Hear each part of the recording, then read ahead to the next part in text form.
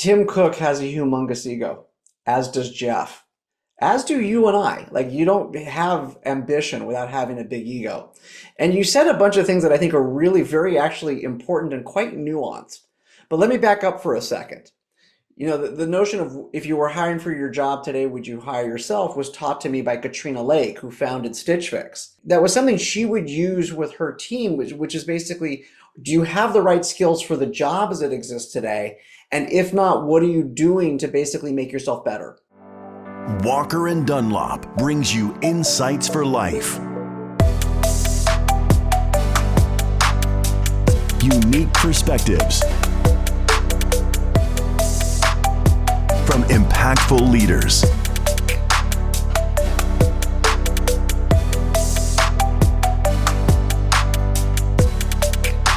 This is the Walker Webcast with Willy Walker. Good afternoon and welcome to another Walker Webcast. It is my great pleasure to have Professor Robert Siegel join me today to talk about both his teaching, his books, his life experience, and his perspectives on leadership. As everyone who watches the Walker Webcast knows, when people ask me what it's about, yes, we spend a lot of time talking about commercial real estate and the macro economy, but I consistently have on leaders across industry, leaders across our world, whether it be politicians, military leaders, sports leaders. And so to be able to talk to Professor Siegel about his teaching of leadership, his studying of leadership, is a real pleasure for me. I get asked often, Rob, the amount of time I spend studying for the Walker Webcast. And generally speaking, the work that I put in getting up to speed for the Walker Webcast is stuff that I can use in my role as CEO of Walker and Dunlop. And so I get a lot of, I feel like I'm constantly growing by the work that I do. And yet at the same time, there are some where it's kind of way outside of what we do on a day-to-day basis. And it's just kind of a fun interaction for me to engage with somebody. And you could sit there and kind of challenge it as it relates to, is that really helping Willy be a better leader of Walker and Dunlop? This conversation and studying you and all that you have written is, it's sort of like going back to business school for me in the sense of all that you have written and all of your insights. Let me do a quick bio and then we'll dive into our conversation. Professor Robert Siegel is a lecturer in management at the Stanford Graduate School of Business, a venture partner at Piva Capital, a general partner at X Seed Capital, and a former Bain consultant and GE executive. Rob is the author of The Systems Leader, Mastering the Cross Pressures That Make or Break Today's Companies, and also The Brain and Brawn Company, How Leading Organizations Blend the Best of Digital and Physical. He has also authored over 115 case studies on a wide array of companies, including Google, Schwab, Stripe, and Target. Rob is a graduate of the University of California, Berkeley, and earned his MBA at Stanford. There is so much, Rob, for me to talk about in your book and what's challenging leaders today. I was at the Business Council meeting in Dallas last week with 125 or 150 of the largest CEOs in the world. And they got up on stage and talked about all things, everything from where people are relocating headquarters. We were in Dallas, so as you can imagine, there was a lot of talk about people moving to Dallas, and David Solomon of Goldman Sachs got up and talked about why Goldman Sachs is investing so heavily in Dallas. We got to listen to leaders talk about innovation, a lot of talk about AI, a lot of talk about general leadership.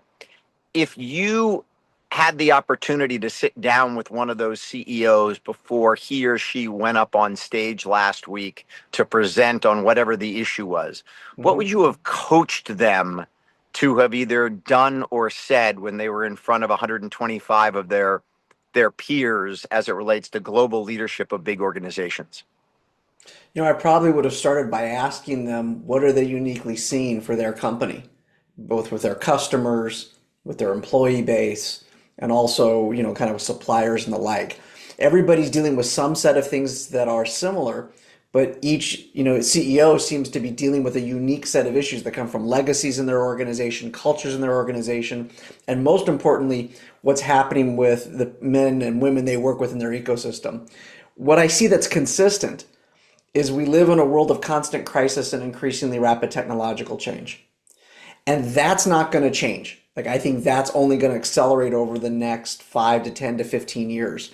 And the question that I work with companies on is, how do they manage what I call cross pressures, these things that are pulling them in opposite directions? How do you simultaneously execute and innovate? How do you focus on internal and external, local and global? And then what are the sets of things that we can learn maybe from other leaders, how they have handled some of these cross pressures? And that was the work in my last book on the systems leader. What I've been seeing in particular for the last 12 months is I'm kind of revisiting the competitive advantage of nations. That what we have, what almost feels like a re-verticalization of countries trying to control their own, what I call the new stack, control the key components of competitive advantage in countries, from innovation to ideas to investment and independence. And where do companies and countries control and have agency over the parts of those, what we call the four I's? Where do they not? Where do they need to develop competencies? And then finally, if they're going to have to partner with somebody, make sure that there's absolute clarity and thought about what games others are playing.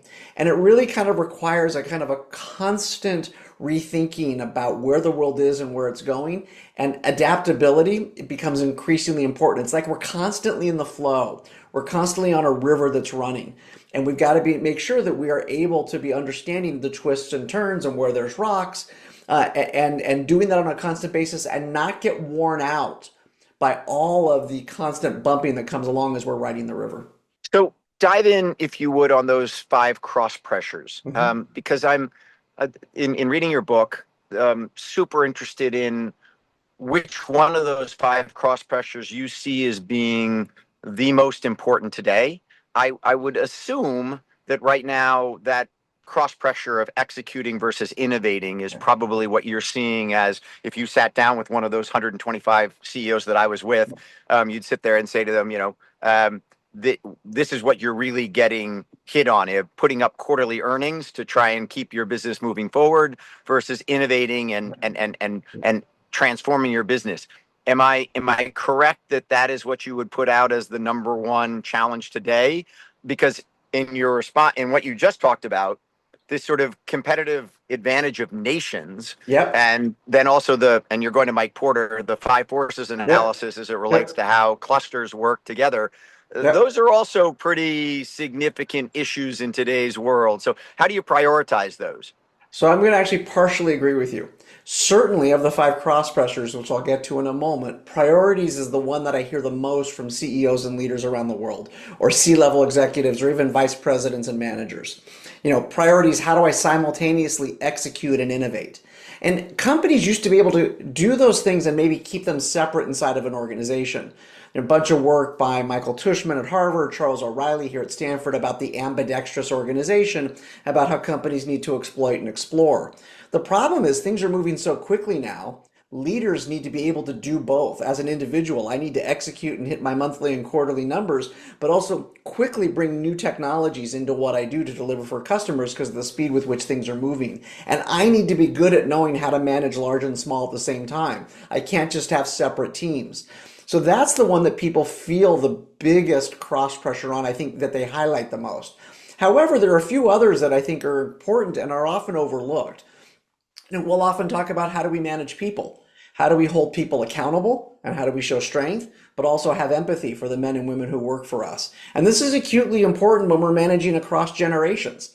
How you manage somebody like me as an OG Gen Xer is different than how you have to manage millennials and Gen Zs because everyone's had different lived experiences. A third one, how do we manage internal and external?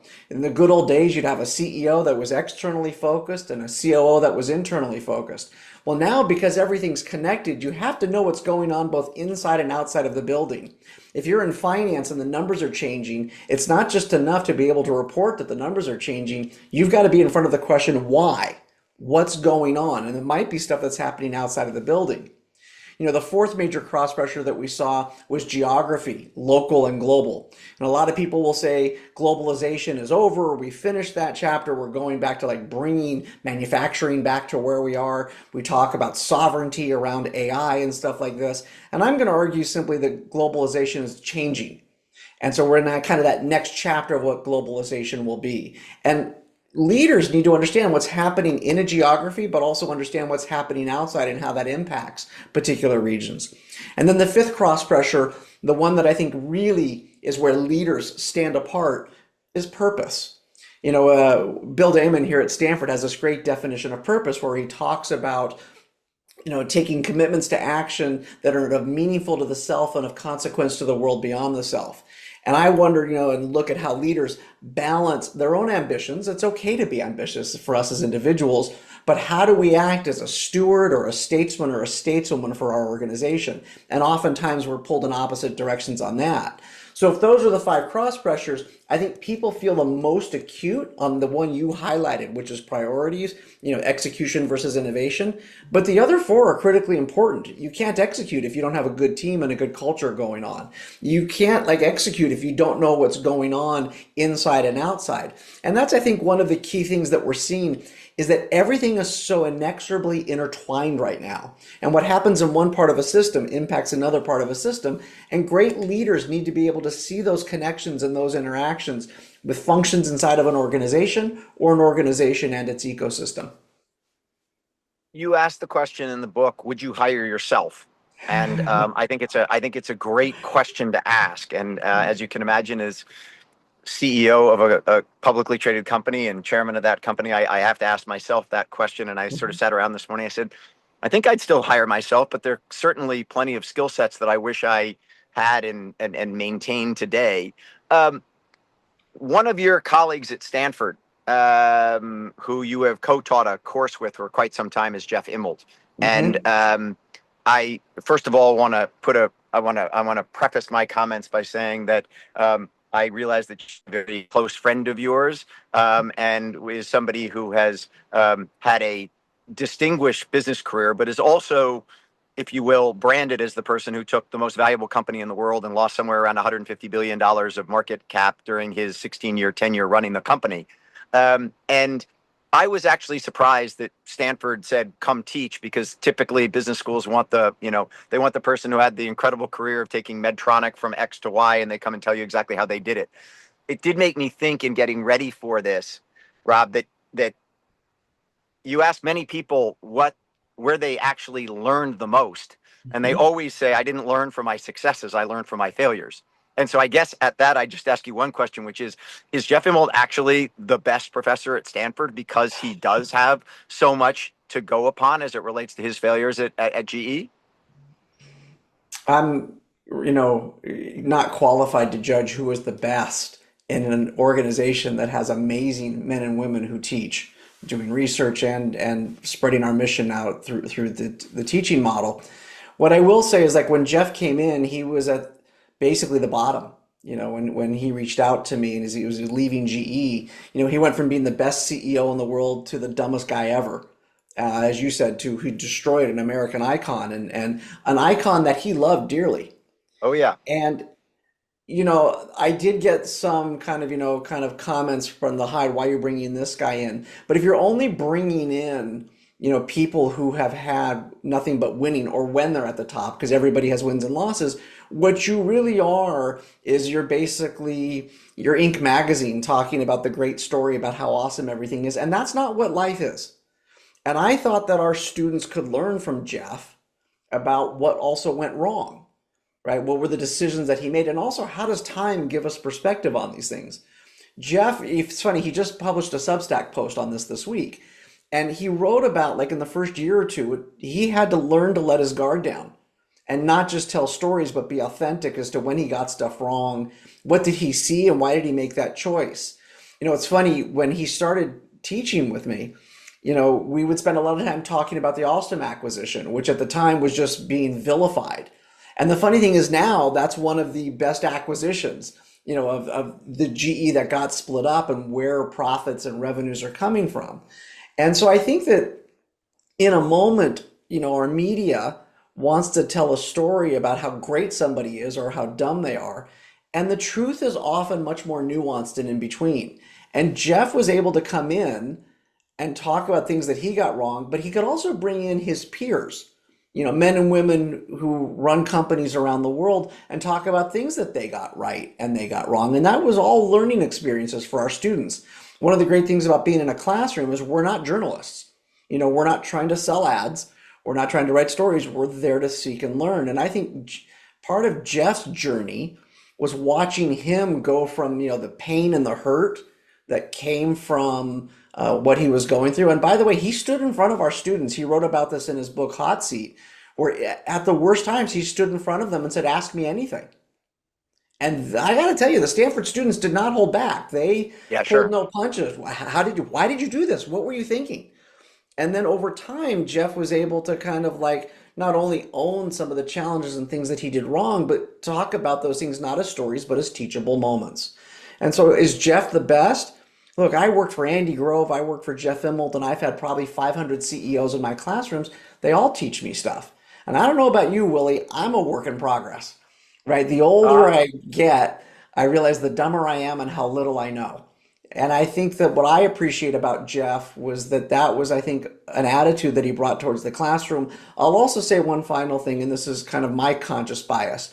In all the time that Jeff and I taught together for 8 years, there was not a whiff of Me Too. There was not a whiff of financial impropriety. And during unbelievably difficult times, he conducted himself with grace and dignity. And yeah, he's heartbroken about what happened to GE. He's proud of how since the conglomerate was broken up, how well these components have done after, but it hurt. yeah. And so on that, as I started this, I said, would you hire yourself? And just one quick thing on this, Rob, that I'd love your perspective on, which is that, the GE succession plan Hmm. was, here is this iconic figure in Jack Welch. We've got the best training academy of any major corporation in the world. It's renowned in the way that it goes and teaches leadership. And all of these finalists have run big major divisions across the company. And so when they picked Jeff Immelt, the Dartmouth football player, Harvard Business School graduate, and career GEer, you sat there and said, wow, he is just tailor made for this job. And we know what ended up happening afterwards.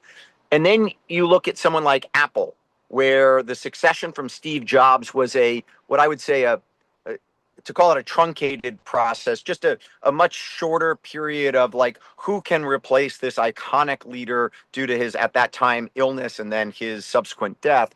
And you look at what happened at GE and what happened at Apple. Hmm. And I sort of sit there and say, what's the lesson learned between the succession plan for a Jack Welch versus a Steve Jobs? And one of the big things that as I look at it, because everybody who's in consideration for any of those jobs is wildly talented. Hmm. But I sort of look at Cook and his lack of ego, and I look at many of the finalists as it relates to what had gotten GE to where it was in 2000, the greatest company on earth, the best training academy. Everyone there had been told time and time again, you're the best, you're the best, you're the best. And that just wondering whether, because this is one of the qualities that you focus on in your teaching Yep. as it relates to, are you internally focused? Are you externally focused? Yep. Are you, as you talk about, there's a CEO in your book who spends every morning sitting down with his employees to have breakfast and then also has Yep. lunch with many of them a lot, and that kind of one-to-one interaction.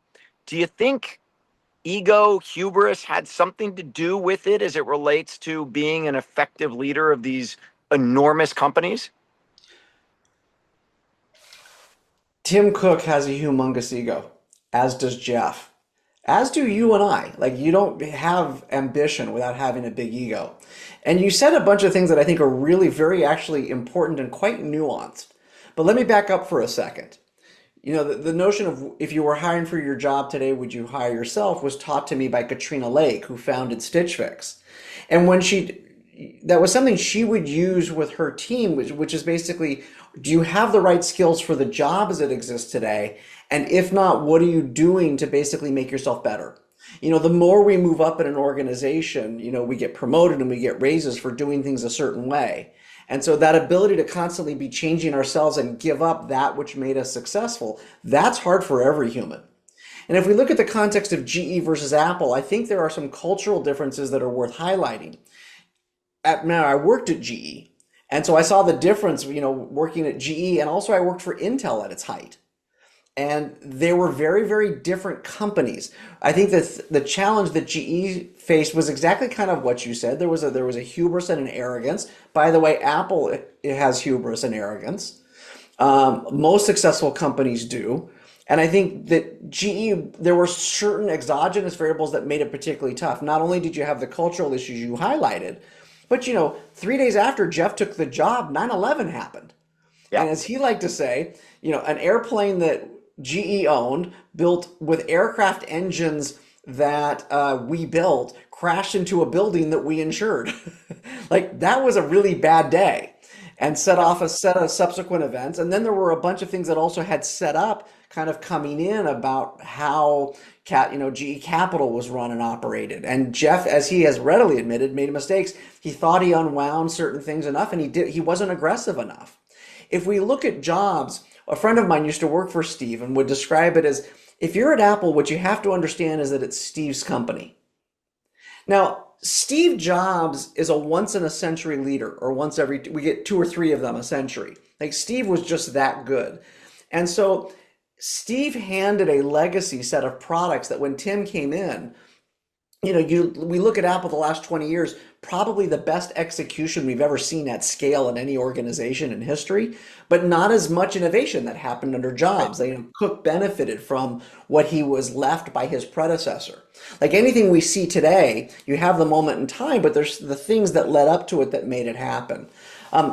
I think being aware of hubris is an important thing. In fact, if you look at the leaders that I write about in the book, I think one of the things that I found most attractive about they're all successful, but they all are very, very humble in knowing what they don't know.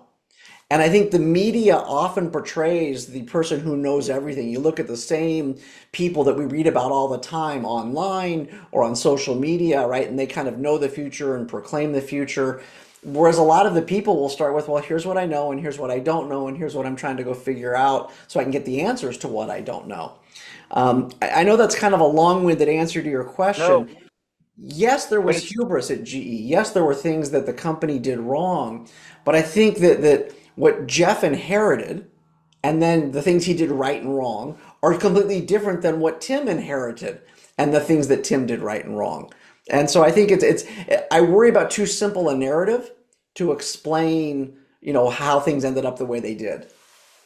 I look, the final thing on this, and then we'll move on to the next one, which is just that, to your point about the plane they leased, the engines they made, and the building they insured. There is no doubt that Jack Welch had built up basically a finance company masquerading as a manufacturing company, and went right into the everything that the both 9/11 dot-com bust and then into the great financial crisis. And that Yep. is a hand that Tim Cook has not dealt with at all. And to your point, the innovation that's come at Apple has basically been incredible management of Hmm. their kind of beachhead that they established with the iPhone and the Apple Watch, and just milking that penetration in masterful ways, but not, Hmm. not cutting edge as it relates to new things coming up. And we shall see where it goes from Yeah. here. Like One of the things, AI. Apple's behind in AI, right? So right? the question is, what's going to be Cook's legacy as he transitions the company? Did he miss that transition? Well, let's see. Are we going to take away from all the amazing things he accomplished if he misses that one? So one of the things that you talk about, and many of the people who are listening to this episode of the Walker Webcast, there may be a few who are global CEOs that have very diverse service offerings and very diverse product offerings. But most of the people listening to this are either running a division inside of a company, they're general managing inside of a big company, or they're CEO of a company that does sort of one thing. I mean, we're in the real estate finance space, and I know, enough to be dangerous in pretty much everything we do. We're not doing things that I don't have any experience with.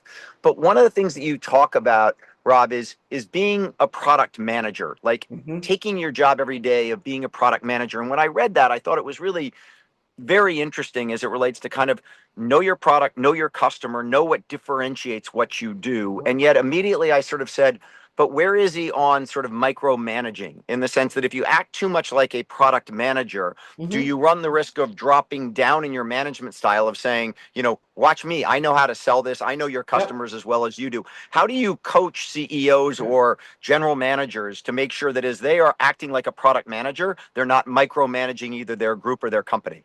Yeah. Bad product managers are micromanagers. So if anybody spent time in product management, I like to joke that you're responsible for everything and you own nothing, right? And you have to move an organization when you don't control resources to get them from, one location to another location, or to get them to do what you want them to do.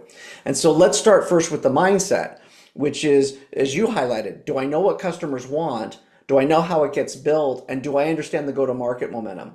And I think a great product manager, that gets about moving across functions inside of an organization and also being accepted by those parts of the organization. You're almost acting like a network broker to allow that to happen. And then the question is, how do you move the entire organization when you can't do it through command and control? And so, like the great systems leaders we studied were very, very tight in understanding their customers and getting outside of the building. They spent time with the technologists inside to understand how things got built. And they were also with the sales team to understand kind of what are the dynamics in the market on how we negotiate on price and delivery and stuff like that. And so I like to joke that PM, product manager, equals GM equals CEO. It's the same kind of mindset, but it's only a question of scale. And so I don't think great product managers are great micromanagers. What they are is they understand and have context for multiple functions inside of a company, and they also understand what's going on outside of the company. And oftentimes in large companies, we spend all times talking to ourselves. We create PowerPoint slides for presentations. We're in conference rooms and in meetings with people all on the same team. And that kind of coordination becomes necessary to have something operate at scale. Those are the systems we put in place. I will often, when working with my clients, look around the room and say, raise your hand if you've talked to a customer in the last week. And like sheepishly, maybe I'll get 10, 15%. I'll say, okay, how about the last month? Maybe I get up to 25 to 30%. And I'll look at people and say, okay, we know that's wrong. I say this not to cast aspersions or to throw shade, but like we're supposed to be thinking about, do we spend time with the men and women we serve? And that can't be just a sales function or a CEO function or a C-level function. We all need to understand what's going on. And to me, that's the product manager's mindset, is looking outside, looking inside, and trying to see the whole system and how we understand how we best deliver for the men and women that we serve with our services and products. So you also talk about moving towards disruption, which I think is a fantastic, like, of all the things for people to think about in this world that is moving so fast, to move towards disruption, not away from disruption, is just such a incredibly important piece of the moment that we sit in today. But I thought about it, Rob, in your, when you talk about using AI, using the technology, understanding how it's used. At the Business Council last week, there was a panel discussion on AI, and there were four really big company CEOs up there. I mean, really, really big company. Yep. I won't mention who they were, but household names. And what was interesting was they were being asked about how to implement AI, and it was really interesting at how each one of them was implementing it and revolutionizing the way that they're going to market and getting customer data and being more insightful and more efficient and all this kind of stuff. And then the interviewer asked them, how much are you using it? And Yep. you could tell immediately of the four on stage, none of them were really using it. None of them actually had Yep. changed the way that they were. It was funny because I watched the body language quickly. And by the way, I clearly don't use it as much as I should. So I'm Yep. not throwing darts here at these big Hmm. company CEOs and saying, Yep. "Hey, I'm the guy who's gone into the salt mines and really understood how to do Yep. it." So, but at the same time, it made me think back to, like, when Excel came out in 1981 or 82.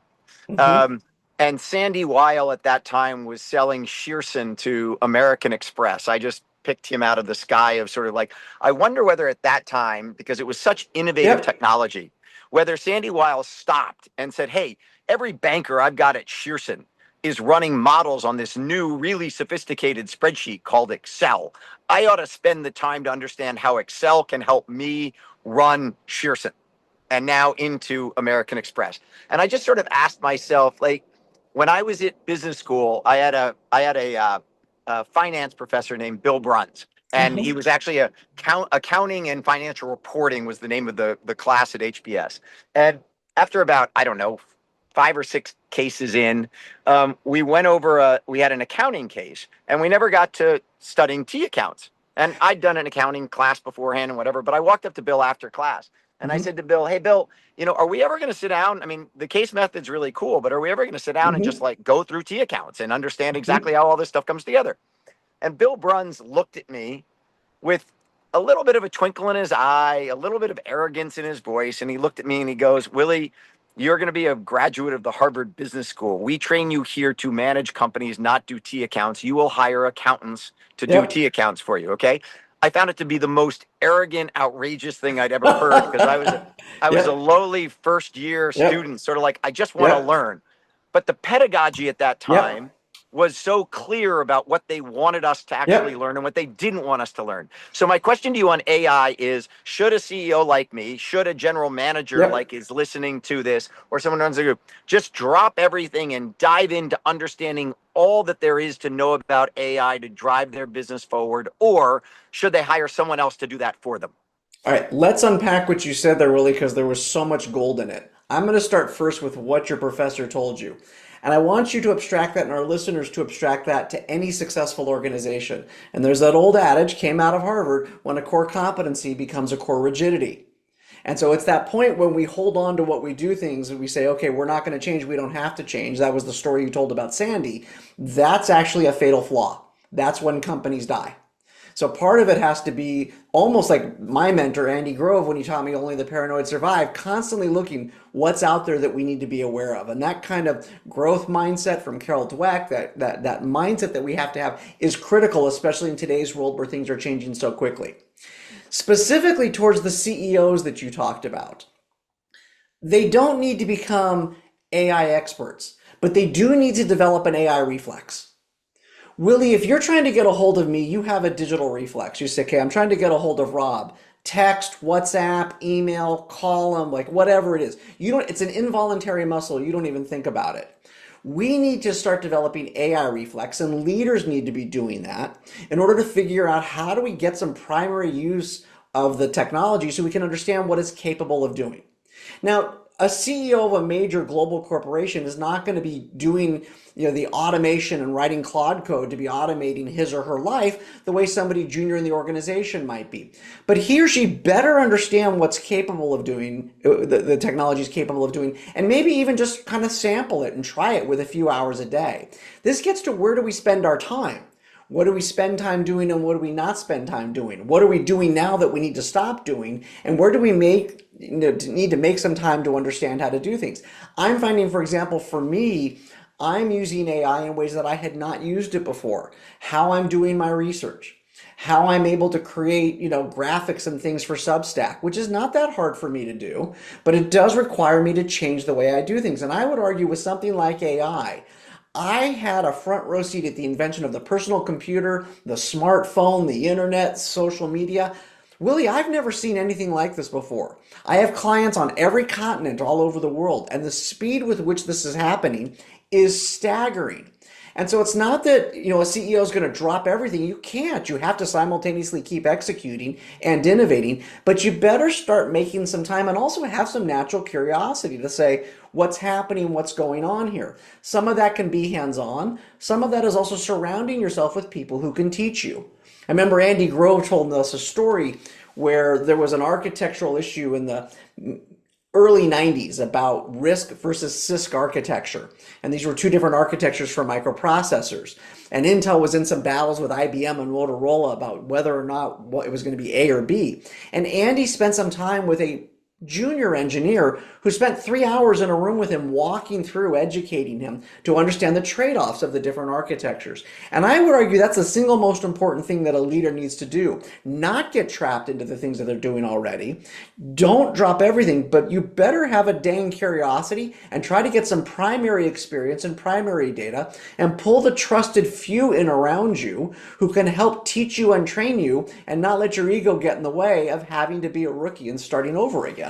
Rob, one of the things that you talk about in the book that I love is when you talk about I don't know and being willing to um, admit that you don't know either what the technology is doing or you don't know the answer to something that your company is doing on a day-to-day basis that everyone in the company probably thinks you should know and you might not know.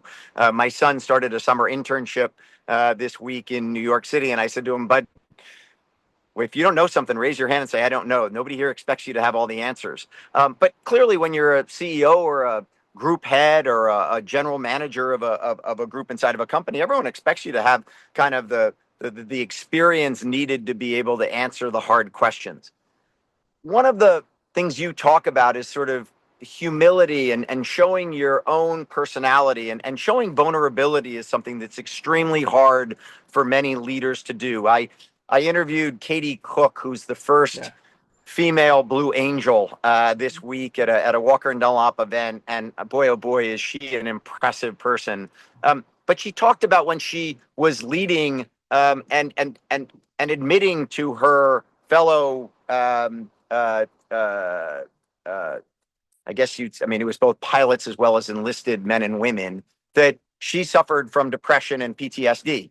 And admitting that at a time when, and showing that weakness to people. And I asked her about that friction of wanting to be the leader who's kind of projecting a kind of go get it, no nonsense, hard ass image in the military, and particularly as one of the first, a real female groundbreaker, and at the same time showing her softer side and her vulnerability. And she said to me in that instance, she said, but how would I be able to live with myself if one of the young enlisted men or women who was suffering from depression didn't go and seek help? And they ended up taking their own life because I wasn't willing to step up and say it. And you hear her say something like that, and you're like, whoa, that puts a whole different kind of layer and meaning to it.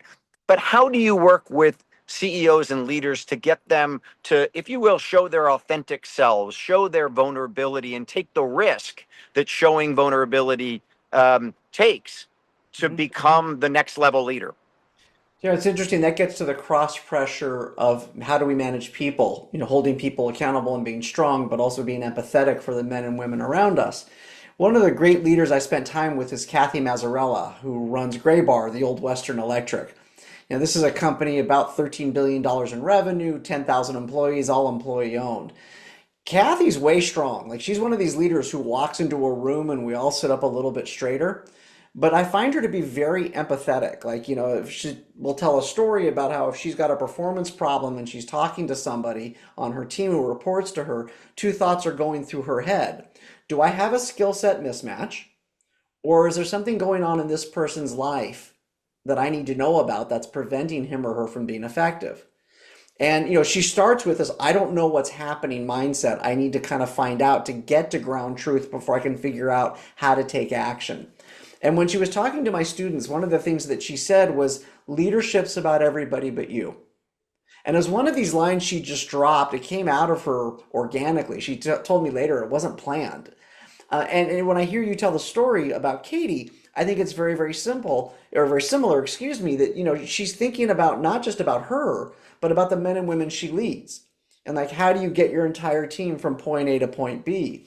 And so a leader who says, I don't know, and then dismisses it, that's not good. A leader who says, I don't know, but I'm going to go find out, or let's go solve it together, that becomes an attractive force to get a team motivated to move forward together. And so, like, I don't think in today's world, anybody expects the men and women they work for to have all the answers. No one has all the answers. What they expect is a leader who's going to help get them through these difficult times. And so I think you want to be vulnerable in the sense of saying, like, you don't need to be perfect. No one's expecting you to be perfect. I would also encourage people to avoid what I'll call false virtue signaling. Like a lot of people that get celebrated about their vulnerability. We see it on our LinkedIn feeds and about, and then everybody will applaud it. Okay. You don't want it to be performative. It has to be genuine. And if it is genuine, I think people say, I can relate to this person. This human's got challenges just like I do. I remember that's a thing that in my job, Willie, that I am surprised more than anything. One of the things that's lucky about being on the faculty at Stanford, leaders will come to my class, and because I'm not a journalist, right, they'll tell me anything. I kind of get to play that role of both teacher. There's a little bit, probably crosses a line sometimes to therapist, and about trying to kind of help them and learn. If you're seeking to learn and get better, that's actually, I think, a very attractive thing for our teams. That doesn't mean we're not ambitious. That doesn't mean we're not holding people and ourselves accountable. But I think nobody expects you to be perfect. So don't try and don't believe the lies and BS we see online from these very few leaders we read about over and over again who claim that they have all the answers to everything. They don't. They're wrong a lot. They just like, once they're wrong, they ignore it. You don't have to lead that way. Two things on that you raised in your response to my question, which I love to piggyback off of. One of them is because I'm not a reporter, because I'm not an analyst, I get to sit down with CEOs on this podcast and have conversations with them where they will share a lot more with me because they know I'm a public company CEO and I'm not out to kind of grill them or get the gotcha answer. I'm just talking about natural curiosity as it relates to leadership and growth and all sorts of other things. And so your ability to do it inside of the classroom at Stanford is without a doubt one of the advantages we have on the Walker Webcast as it relates to the guests that I get on and the way that they approach the questions that I ask them. And I think that is very important for people to think about in a sales role, because when you walk in as a salesperson, whether you're a banker at Walker and Dunlop or whether you're selling widgets at GE, whatever the case might be, that when you walk in as a salesperson, the people you're selling to immediately have their guard up as it relates to he or she is trying to kind of jam something down there. They want me to give them the order, right? And to think about it in the sense of how do you break that narrative so that they will open up and tell you about what their pain points are without being protected to sort of say, if I show them this vulnerability or this thing that's not being met right now, all of a sudden they're going to like try and, sell me something new rather than just talking about it. And as I think about our very best salespeople at W&D, they're not out there trying to say you need to, borrow $150 million from Walker and Dunlop on your next building. They're sitting there saying, what's the issue that I can bring capital to, bring a partner to, bring equity to, whatever the case might be, that they then become much more of a consultative salesperson. But it's interesting when people kind of have to stop and think about what are the natural aversions to this conversation that I'm going to find, and how do I, if you will, sell through it or sell around it. And so your comments on that. The one other one, which your comment previously as it relates to leadership isn't about you. When I was interviewing Katie, it was just fascinating. She said that when she was interviewing to become the first female Blue Angel, she's sitting at this table. She's got the 6 existing fighter jet pilots sitting around the table. She's at the end. She's halfway through the interview. And one of the questions from one of the existing Blue Angel pilots was, so how do you feel about potentially being the first female Blue Angel ever? And she didn't know that fact. She didn't know that she was gonna be, if she was accepted, the first. And she said to me flat out, Rob, if I had said at that point, I feel like it's my duty to represent women and be the breaker of all these past things, she said, I don't think they would have accepted me. It was because I was there to lead. I was there to just do what I thought I needed to do, that they saw the genuineness of my desire to be a Blue Angel, not to sort of be this historic figure. And she said, there's no way they would have picked me to be the first female had my response not been, I didn't even know I was up for this as the first female, which I thought was just a fantastic way of being, if you will, authentic and genuine in her leadership. It's a very interesting story because actually there's 2 parts to that. Her mindset of I need to be great at my job and that's the only thing that matters. And then there's the thing of if she does get chosen, and she does, she is also going to be a beacon of light for the next generation to show what's possible. And that's not necessarily why you do it. You do it to be great. But we also have to understand, like I see this with my students. If I put a protagonist in front of the room who's not, teaching at Stanford's like teaching at the UN, Willie. My students come from everywhere. And if I've got maybe a guest speaker who's from a part of the world where we don't get a lot of guests from there, my students from there, like they light up, right? And they get such fire and such inspiration. Katie got the job because she was great at what she does. Like kind of full stop. And And she gets to hopefully also be a beacon of light for others. That's that notion of leadership is about everybody but you, but she's there first and foremost because she earned it and because she's great. You you talk in the book also about luck. And I've heard on some previous interviews you've had that you'd rather be lucky than skillful, Mhm. and I love that. But I was listening to Tim Ferriss's podcast about 6 weeks ago or 8 weeks ago with Jim Collins, and Mhm. Jim Collins in his new book talks a lot about return on luck. And that these people that he profiles in his book who've had these long, very, very successful careers and actually gain momentum Mhm. in not only their relevance but their life's work as they get older and older. And he talks about return on luck.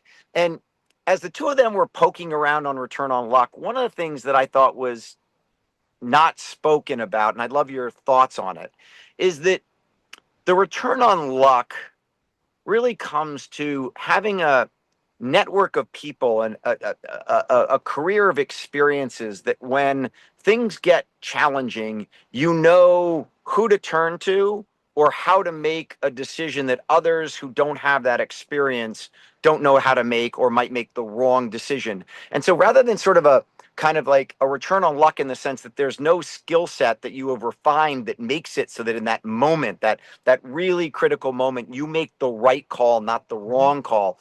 That seemed to be in what Jim Collins was saying was sort of like those people just have this sort of sixth sense to do it. And I'm sort of like, no, that's all part of the training you get as being a leader of you get in these difficult positions. And I can think of three in my career, which were like these fundamental decisions for us where I took big risk, did things that many people would say, whoa, I look at that on paper and in hindsight and I say, why would you ever have done that? But you know at the moment where you can go all in on something just because you know the person to call, you know the decision to make, you know how to mitigate the risks that you're taking. Is what I'm saying make sense to you, Rob, or am I like off thinking that there's some skill set that I may have developed that I actually don't have? I'm going to say yes, and I think it's a bit of both. So, like in venture capital, which I did for 18 years, luck begets luck. And if you have some early wins, and if you're especially if it's an early stage investor, you just happen to give the right entrepreneur money, and you have some successes early, it will build on itself, and good entrepreneurs will come to you. You'll get, put into good networks where good deals get traded around. There's luck and skill in that knowing who to call, right? There's a skill in that, like I'm in a tough moment, who can help me? I find those people who do that are also what I call truth seekers. Like they have a fierce desire to get it right and not to be right. And they figure out who can help me think through this, who can help guide me on this. None of us do it alone. I've had amazing mentors in my career. I'm sure you have as well. Sometimes, by the way, my mentors have been older than me. Sometimes my mentors have been my peers, and sometimes my mentors have been my students. And I think it's that ability to learn. And by the way, you and I, we're two pretty lucky people. Look at the country we were born in, at the time we were born in it, where we went to school, our friends, we have our health. You're on a bike ride, I mean, that's pretty awesome what you're doing right now. And like 8 billion people in the world, not everyone has had all the luck that we've had. And so I think that having that gratitude and humbleness kind of appreciates it. But then again, those moments in time, you were able to take advantage of luck. And how much of that was luck and how much of that was skill? I don't think it's kind of one and zero. It's going to be some combination of both. And what are the coefficients of those variables? I'm not wise enough to know. But But I what do do know you so this. on that I think you're look, I think your comments are spot on. The question I'd ask you is this: if you're trying to teach your students a skill, something to do between where they are at Stanford and, if you will, where I am, and not that they aspire to be me, but I'm a 59-year-old CEO. Okay. So some of them might sit there and say, hey, that'd be something I'd like to do. What's the skill that they ought to keep in mind, practice, do? When you talk Yep. about Jeff in your Yep. book, you talk about the fact that Jeff has an incredible network of friends who, Yep. even to this day, support him fully because he's just an incredible person. And Hmm. so, of all the kind of identifiable skill sets that come into that luck equation, what's the one that you would have your students over index on? Probably leader know thyself.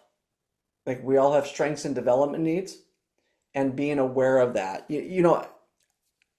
There are 8 billion people in the world and 8 billion journeys. And I don't know how many people graduated from HBS. It's actually 29,000 from the Stanford GSB. And one of the things I like to say to my students is there's 29,000 different journeys. And everybody's kind of going through their own things in their own career and their own personal life. And all of that builds on where we get to. And like part of the thing I would say is some people get there more quickly, some people get there later. Like I was a late bloomer. I was a late bloomer. All of my friends are more successful than I was. They all made a lot more money, and my life is fine. I eventually we got there. My wife and I built a family and a home, and it took us a while, but we got there. And so, like, one of the things that I would say is I have strengths and development needs, as do you. The ability to be aware of that so that we can be the best version of ourselves, I think that that's key. Being grateful for the men and women who help us. Be kind to others, and being kind, you can be ambitious and kind, Willie. Like that's a false choice. And so my counsel to people is kind of be, what are you trying to accomplish and why? When somebody grows up, they want to be you. Well, the question I'd be asking is, what skills do we need to build over time that would allow us to be a great leader like you are that has built what you built? What's going to be within your control and what's not going to be within your control? And by the way, when you have some setbacks, okay, it hurts, it sucks, dust yourself off and get up and do it again. Right? All there is the journey. Like we never get there. We never arrive. Whatever it is, we're always going to be doing the next set of things. And so I think that's kind of what I would say is try to figure out what game you're playing for. What do you want to accomplish? Why do you want to accomplish? Figure out what skills you need and then give it a go and hope the universe is with you. On that same conversation that Jim Collins had with Tim Ferriss, they also got into a little bit of a debate as it relates to old versus young. And given that you both are a partner at venture capital firms making bets on young companies, as well as teaching students in the classroom at Stanford who are all a lot younger than I am, let's just put it that way. I loved listening to Collins and Ferriss kind of debate the old versus the new, if you will, because Ferriss is all about startups and young people with young ideas and young ambition and all that comes out of startup companies. And Collins is really upon there's so much to be learned and done when you get into your 60s and your 70s and your 80s. And obviously, as someone who's on the precipice of turning 60, I'm like, go Jim Collins. Where are you as it relates to, the world is changing so much. Go back to the question you asked of, would you replace yourself with yourself? Yeah. Or would you go somewhere else? If you sat there and I said I, to you, well, hang on a second, I'm gonna put you on this. If I said to you, we got to go replace Willy as running Walker and Dunlop, okay? mhm. Are we going and trying to find somebody who is AI literate, really cutting edge, and you say we want someone who's going to really shake things up? Or are we going to go out and find a more traditional talent who has been in the mortgage finance, real estate finance space for their career, and we're going to say, yeah, they can hire in around that, but they don't, they got to understand, they got to be the product manager. Going back to what you talk about, they're the product manager, or are they the innovative leader? I think what Tim said is, pardon my language, and I don't know if I'm allowed to swear on the podcast. You I, are. I, Go I, ahead. I just think it's a dumbass comment. The idea and notion that youth is going to be the differentiator and old age is going to, basically what he's saying is you and I should hurry up and go and die already. I mean, and it's just such a stupid comment. There's the guy who used to run Intuit, Brad Smith. Now he's the president of Marshall University. Talks a lot about the importance of blending fresh eyes and wise eyes. Right? You and I, as two old guys, right, men of a certain age, we are going to be constrained by what we have learned. And it's our ability sometimes to shed what we have learned so that we can see things that we might not have seen otherwise. And I think it's that ability to learn, no, don't touch the stove, it's hot. By the way, here's the burn. It's like, I know I'm not going to make that mistake again, but also that willingness and desire to try new things and not to be risk averse. I believe it's much more about a mindset than chronological age. And also the mindset's going to be shaped by where are we at our lives, how much risk do we want to take or not. But these are choices we make. Willie, I'm a big believer in free will. And I'm a big believer that we can be the exact leaders that we want to be. And so I think there are young people who are wise beyond their years and they see things that no one else sees and they're awesome. I see a lot of young people who are incredibly arrogant. I see old people who think they're the smartest person in the room. And then I see a lot of old people who are like, wow, I can't wait to learn new things. So I think it's much more about us as individuals. I do not believe that age is the ultimate determiner of this. I do believe age can give us the an inability to have wisdom of lived experience when we're young, and I do believe age can constrain us, but those are choices we make as individuals. And so, like, this notion that it's going to be tied to a specific chronological notion is just kind of stupid. I love that. Again, gives me some hope, Rob. Uh, so as you think about all of the various the if you will, managing, moving towards the disruption, learning new things, putting the ego aside and being the true leader. Your book is fantastic at talking about various CEOs who've really sort of embodied the various skill set that you raised at the top of the discussion. And as I read your book, I sort of sat there and said, "Wow, the challenge with today's world is that there is so much that's happening all at the same time that it's very challenging to figure out like the nuance. I mean, everything is so nuanced today, and as you say in the book, there's very limited sort of tolerance for nuance. Everybody like sees something and they react to it and they move in the other direction, if you will. And that the real challenge today is to not only find the nuance but lead on the nuance. And that feels like it's a razor's edge for many people because you can flip from one side of an issue to the other side of the issue. And if you're on the wrong side of that, I mean, good luck. I mean, the way at which information and I guess the way at which people make judgments Yes. today Uh-huh. happen so quickly and Mm-hmm. so forcefully that if Yep. you are leading and you're on the wrong side of one of those issues, that's it. And that's a very precarious place to be for many leaders. Yep. What's your counsel to them as it relates to how do you manage both your personal life and your professional life, sort of living on that knife's edge? All right. So that, by the way, this is, I think, not just a business leader's questions. This is about one of the fundamental issues of life. I believe that leaders today lead in, as you said, lead on nuanced issues in a world that has very little time for nuance. And for a senior leader in an organization, every decision that comes to you is 51-49. Like the easier decisions get made lower down in the organization. So when something's going to come to you, there's not enough data, and oftentimes it's kind of on that hairy edge.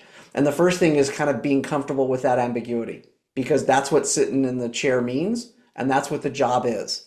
And if you don't like it, don't sit in the chair. I think the second thing is when you get those hard decisions and you understand kind of the volatility of it, I think if you can use multiple lenses to look at a situation and understand it from all sides, you will be better with whatever choice you make. The great statesmen and stateswomen that I studied in the book, what I found is that they had the ability to like understand things from multiple perspectives, still make a decision, but lead so in a way that leads everybody forward. I don't think that we can assume that everybody's going to agree on every topic. You have to lead men and women who agree with you and disagree with you, and you have to lead men and women with whom you agree and disagree. Like, we don't get to choose who we lead. We have to lead everybody. And so I think a great leader needs to understand, like, okay, there are going to be people, you're never going to make everyone happy.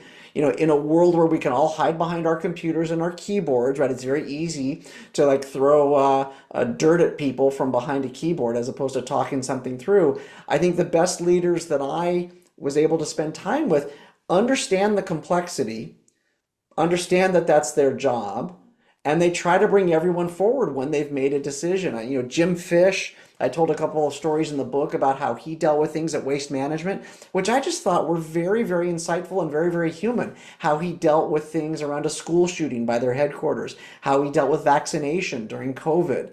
Aaron Levy from Box, same sort of thing about how he was dealing with issues of knowing who he wanted Box to be, and if certain employees had different things that they were optimizing for, not judging them and saying that's okay, this isn't a good fit for you. Maybe I can help you find a job somewhere else. And inevitably, when there's some blowback, say eventually you have to say thank you very much. I appreciate it. I heard what your decision. I made my choice. Andy Grove taught us this at Intel, right? It's like we got to this point of what we call disagree and commit. He always wanted to hear a lot of perspectives. He was always afraid that he would miss something. Again, he was a truth seeker.